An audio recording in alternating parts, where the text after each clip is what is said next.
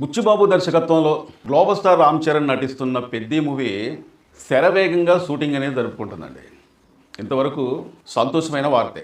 కానీ అనుకోకుండా రామ్ చరణ్ గారి ఎడమ కన్ను పైన గాయమైన మాట, అంటే ఎప్పుడైతే ఆ వార్త తెలిసిందో తెలుగు రాష్ట్రాలలో ఉన్న రామ్ చరణ్ గారి ఫ్యాన్స్ కావచ్చు, అలాగే మెగా ఫ్యాన్స్ కావచ్చు, చాలా కంగారు పడిపోయారండి. అనుకోకుండా రామ్ చరణ్ గారి ఆ ప్రమాదానికి గురైన తర్వాత నాకైతే మాత్రం ఏమనిపించిందంటే, ఎందుకో రామ్ చరణ్ గారికి చాలామంది ఈ మధ్యకాలంలో రామ్ చరణ్ గారి పైన ఏడుస్తున్న వాళ్ళు కావచ్చు, రామ్ చరణ్ గారిని గిట్టని వాళ్ళు కావచ్చు, రామ్ చరణ్ గారే కాకుండా మెగా ఫ్యామిలీ పైన ఏడుస్తున్న కొంతమంది జిస్తేమైనా తలిగిందా, అందువల్లే రామ్ చరణ్ గారికి ఇంత పెద్ద ప్రమాదం జరిగిందేమో అన్నట్టుగా నేను అనుకుంటున్నాను అనమాట. ఎందుకంటే పెద్దలు ఒక మాట అంటూ ఉంటారు, నరుడు కళ్ళకి నల్లరాయి అయినా బదలైద్ది అని. ఎందుకంటే ఒకరు బాగుపడితే ఏడ్చేవాళ్ళు, మనం ఏడిస్తే నవ్వేవాళ్ళు, మనం నవ్వితే ఏడ్చేవాళ్ళు మన చుట్టుపక్కలే కాదు, మనకు తెలిసిన వాళ్ళలో కూడా చాలామంది ఉంటారు అన్నమాట. అలాగే ఈ మెగా ఫ్యామిలీ పైన చాలామంది చాలా రకాలుగా దుష్ప్రచారం చేసి దుమ్మెత్తి పూసినట్టుగా ఇష్టం వచ్చినట్టుగా మాట్లాడి వాళ్ళ కనుజిస్టు వల్ల ఇలాగేమైనా జరిగిందేమో చెప్పేసి నేను అనుకుంటున్నాను అనమాట. లేకపోతే ఏంటండి, హైదరాబాద్ గచ్చిబౌలి స్టేడియంలో ఆ క్లైమాక్స్కు సంబంధించిన షూటింగ్ జరుపుకుంటూ ఉంటే అకస్మాత్తుగా రామ్ చరణ్ గారి ఎడమ కన్ను పైన ఒకవేళ కంటికి కానీ తగిలితే అప్పుడు పరిస్థితి ఏంటండి?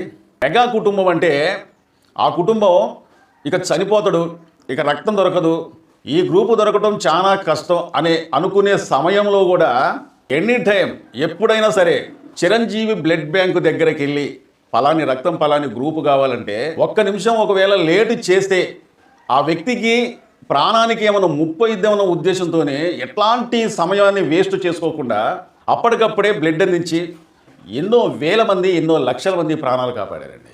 అంతేకాకుండా ఇక్కడ రామ్ చరణ్ గారి ఎడమ కన్ను పైన గాయం, కళ్ళు లేని వాళ్లకు, ఇక ప్రపంచాన్ని ఈ లోకాన్ని చూడనసంటి వాళ్లకు కూడా చిరంజీవి గారి నేత్రదానం నుంచి కళ్ళు అందించి కొన్ని వేల మందికి కంటి చూపునిచ్చి ఎలుగును పంచిన కుటుంబం మెగాస్టార్ మెగా కుటుంబం. అలాంటి కుటుంబంలో ఇప్పుడు అనుకోకుండా ఆ ప్రమాదం ఎక్కడో కాలుకో లేకపోతే ఏలుకో లేకపోతే కాలు మడ్యానుకో ఇంకెక్కడో తగిలిందంటే వేరే విషయం ఏదైనా అనుకోవచ్చు. కానీ కంటి చూపు, ఎడమ కంటికి ఆ గాయానికి చాలా దగ్గర, అంటే చాలా దగ్గరగా ఆ గాయం జరిగిందటండి. నేను ఈ వార్త వచ్చినప్పుడు అంటే 4వ తారీఖు 24వ తారీఖున ఎప్పుడైతే ఈ సంఘటన జరిగిందో సోషల్ మీడియాలో ఈ వార్త చక్కర్లు కొట్టేటప్పుడు వాస్తవంగా ఈ మధ్యకాలంలో సోషల్ మీడియా ఏ విధంగా తయారైందంటే ఉన్నది లేనట్టు లేనిది ఉన్నట్టు చెప్తున్నారు. కాబట్టి అసలు ఏ వార్త నమ్మాలో కూడా అర్థం కావట్లేదు. కాబట్టి నేను కూడా ఈ వార్త అనేది ఫేక్ ఏమో, అంటే జరగకపోయినా కానీ జరిగిందన్నట్టుగా ఏమైనా ఫేక్ న్యూస్ వస్తుందేమో అని చెప్పి నేను కూడా అనుకున్నా. కానీ ఎప్పుడైతే కొన్ని ప్రముఖ న్యూస్ ఛానల్లో చూసిన తర్వాత నాకు కూడా అరే భలే పని అయింది ఏంటి, రామ్ చరణ్ గారికి ఇంత ప్రమాదం జరగడం ఏంటని చెప్పి ఒక అందుకు చెప్పాలంటే నాకు కూడా చాలా బాధ అనిపించింది. ఏది ఏమైనా కానీ కంటికి దగ్గర జరిగిందనే నాటికి చాలా భయం అనిపించింది అనమాట. అయితే ఇక్కడ మనం ఒక విషయం గురించి మాట్లాడుకోవాలి. అదేంటంటే కొంతమంది హీరోలు కొన్ని సీన్లు, అంటే అది ప్రమాదం, ఆ సీన్ చేస్తే ఒకవేళ మనకేమైనా ప్రమాదం జరిగిద్ది అని తెలిసినా కానీ కొంతమంది హీరోలు వాళ్ళ ఫ్యాన్స్ కోసం కొన్ని ఆ సీన్లు, అంటే కష్టతరమైనా సరే ఆ సీన్లు అనేది నా ఫ్యాన్స్ కోసం, నా అభిమానుల కోసం ఆ సీన్ అనేది ఎట్లాంటి డూబు లేకుండా నేను చేస్తానని చెప్పి, అది ఎంత కష్టతరమైన సీన్ అయినా సరే, ఎంత కష్టతరమైన ఫైట్ అయినా సరే వీళ్ళు రియల్గా చేస్తారనమాట. అలాంటి హీరోలు మన తెలుగులో కూడా ఉన్నారు. ఎందుకంటే గతంలో మెగాస్టార్ చిరంజీవి గారికి కూడా ఇలాంటి ప్రమాదాలు చాలా జరిగినాయి అనమాట. బావగారు బాగున్నారా సినిమాలో కూడా చిరంజీవి గారికి గాయమైంది. అంతేకాకుండా స్టాలిన్ సినిమా కూడా చిరంజీవి గారికి గాయమైంది. అంతేకాకుండా బిగ్ బాస్ చూడాలని ఉంది, ఇలాగ చాలా సినిమాలల్లో మెగాస్టార్ చిరంజీవి గారికి రియల్గా అంటే డూబును పెట్టుకోకుండా కూడా కొన్ని ఫైట్ సీన్లు చిత్రీకరిస్తూ ఉంటే అనుకోకుండా వాళ్ళ కాళ్ళకి లేకపోతే భుజాలకి లేకపోతే చేతులకి గాయాలయ్యి హాస్పిటల్కి వెళ్ళి ఆపరేషన్ చేయించుకొని కూడా కొన్ని రోజుల పాటు రెస్ట్ తీసుకొని వచ్చి మళ్ళీ ఆ షూటింగ్ మొత్తం కూడా మళ్ళీ రియల్గా చేసేవాళ్ళు అనమాట. అంటే ఇక్కడ నేనేమంటున్నానంటే కొన్ని సీన్స్ ఏమైనా ఉంటే, అంటే ప్రమాదకరమైన సీన్లు ఏమైనా ఉంటే కొంతమంది హీరోలు రియల్గా చేస్తూ ఉంటారు అన్నమాట. అంతేకాకుండా మోహన్ బాబు గారి చిన్న కొడుకు మనోజ్ గారు అంటే నాకు చాలా ఇష్టం. మనోజ్ కూడా దాదాపు ఎంత కష్టతరమైన సీన్లైనా సరే, ఎంత కష్టతరమైన ఫైట్లైనా సరే అతను రియల్గా చేయడానికి ప్రయత్నిస్తూ ఉంటాడు. గతంలో ఆ హీరో రాజశేఖర్కి కూడా కాలు మడివనేది చాలా పెద్ద గాయం అవటం వల్ల అతనికి ఆపరేషన్ దాదాపు ఒక 3 గంటల పాటు ఆపరేషన్ చేసి మళ్ళీ వెళ్ళి కొన్ని రోజుల పాటు రెస్ట్ తీసుకున్న తర్వాత మళ్ళీ ఆ షూటింగ్ అనేది చేసిన రోజులు కూడా ఉన్నాయన్నమాట. ఇలాగ చెప్పుకోవాలంటే మన తెలుగు హీరోలు తక్కువేం తినలేదండి.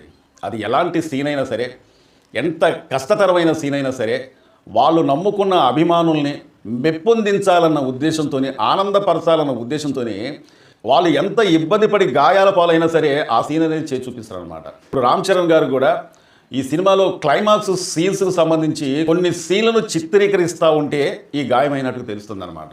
ఎప్పుడైతే ఈ గాయమైందో అక్కడ ఉన్న టీం, ఈ సినిమాకి సంబంధించిన టీం మొత్తం కూడా ఉలిక్కి పడిందట, అదిరిపోయిందట. రామ్ చరణ్ గారి లాంటి వ్యక్తికి కంటిపైన, ఎడమ కంటిపైన గాయమైందంటే ఒక్కొక్కరు చొక్కాలు కూడా తడిసిపోయి ఉంటాయి నాకు తెలిసినంత వరకు భయంతో. ఎందుకంటే రామ్ చరణ్ గారికి గాయమైందంటే మరి మామూలు విషయం కాదు. అక్కడ ఈ సినిమాకు సంబంధించిన టీం మొత్తం కూడా రామ్ చరణ్ గారిని వెంటనే హాస్పిటల్కి తీసుకెళ్ళిన తర్వాత డాక్టర్ గారు వైద్యం చేసిన తర్వాత ఎప్పుడైతే డాక్టర్ వచ్చి రామ్ చరణ్ గారికి ఏం పర్లేదు, 1-2 రోజులు రెస్ట్ తీసుకుంటే సరిపోయిందని ఎప్పుడైతే డాక్టర్లు చెప్పారో అప్పుడు ఊపిరి పీల్చుకున్నారటండి ఈ సినిమాకి సంబంధించిన డైరెక్టరు, నిర్మాత, ఆ సినిమాకి సంబంధించిన టీం మొత్తం కూడా.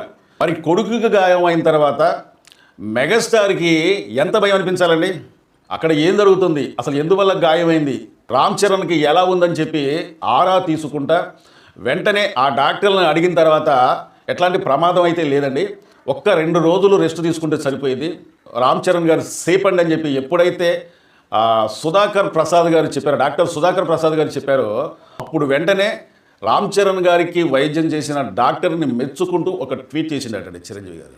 అంటే ఇలాంటి గాయాలు అనేది సినిమాలో చాలా సర్వసాధారణం. ఎందుకంటే మామూలు సీన్లలో పెద్ద గాయాలైతే అవ్వలే, కానీ ఎక్కువ శాతం సినిమాలలో ఫైట్ సీన్లలో గాయాలయ్యే అవకాశాలు ఉంటాయి అన్నమాట.